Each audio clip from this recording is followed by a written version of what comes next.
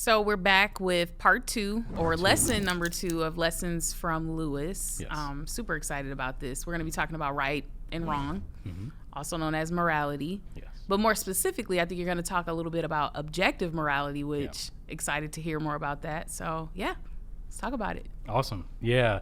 When we think about all the different arguments or ways in which we talk about the existence of God, whether it's through the design of the universe, through cosmology, through the beauty that we apprehend in nature, the one that I resonate with the most, and I think most people resonate with the most, that's probably why I like it so much, is the moral argument. Because, like Jennifer was just saying, we all make moral or value judgments every single day of our lives. And so dealing with morality is just a universal lived experience. And, this idea of the moral argument, there are a lot of different conceptions of the moral argument, so I won't get into all of those. I think we've actually done either some single chairs and some full panel episodes where we've talked about that. So you can check those out for more details on the moral argument itself. But in sum, the moral argument is basically the idea that the reality of objective moral values and duties points to the existence of God. In other words, God is the ultimate standard bearer for how we adjudicate between what's right and what's wrong, what's morally good and what's morally evil. Without God, morality is merely subjective and is dependent upon our own personal whims and whatnot. Again, if you want more on that, check out those other videos on morality, objective morality.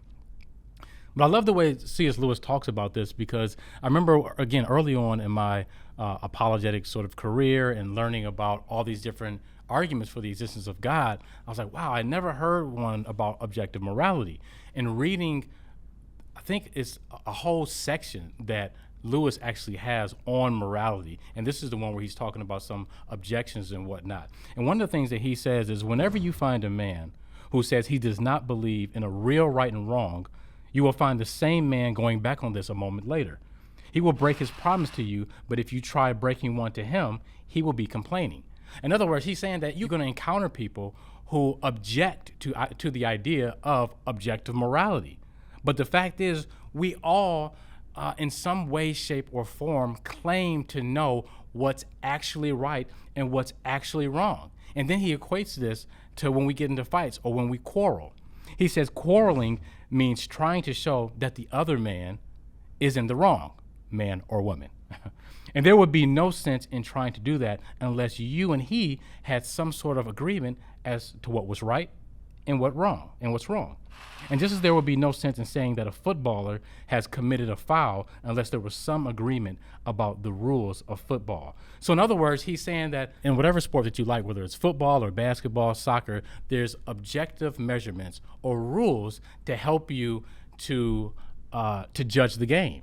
And it's similar in life. We have an objective way of talking about what's actually right and what's actually wrong. The question is, what or who is that objective standard? For the Christian, of course, we would argue that objective standard bearer is God, because God is the all-holy creator of all of us, and so he is the one who knows what's actually good and what's actually wrong. But Lewis goes on a bit more. He gives one last example, and this is where I just love how he takes these, again, everyday analogies and illustrations and makes it part of his overall argumentation. And here he's talking about the state of New York. He says that if there can be two people that have their conceptions of New York, and we can judge that one can be more or less true because New York exists apart from each of us. In other words, it's not dependent on our personal preferences.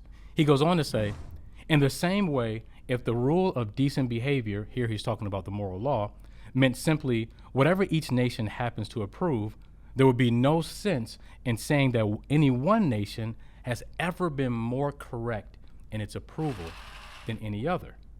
No sense in saying that the world could ever grow morally better or morally worse. In other words, he's saying, think of all the historically worse nations and countries. How can we actually say that they are worse than another?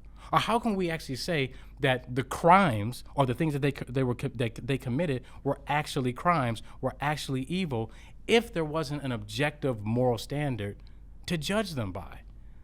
And the only way that we can do that without it just being, again, dependent upon whatever suits our personal needs and our personal desires and our personal preferences, is an outside agent. And that outside agent is God. So Lewis has so much more to say on this subject of morality. He has one chapter in particular called Some Objections, which I've mentioned before, which is really good and helps us to, again, not only understand it better for ourselves and the conceptions of how we think about what's morally good and what's morally evil, but also to be prepared for when people have questions about the faith. Maybe they're curious, and maybe God will use you as a stepping stone in someone's spiritual journey, and maybe helping them to understand how the moral argument points to the existence and the need for a God might be part of that journey. So thanks for checking out this video. Next up, we got, next up, we have, what do we call it, lessons or learning? Lessons, okay. Dang it, I was almost there. I went into it with a lot of confidence and sputtered out. Next up, we have Session 3, Lessons from Lewis on Faith. Thanks for watching Everyday Theology. For more content like this, be sure to hit the subscribe button.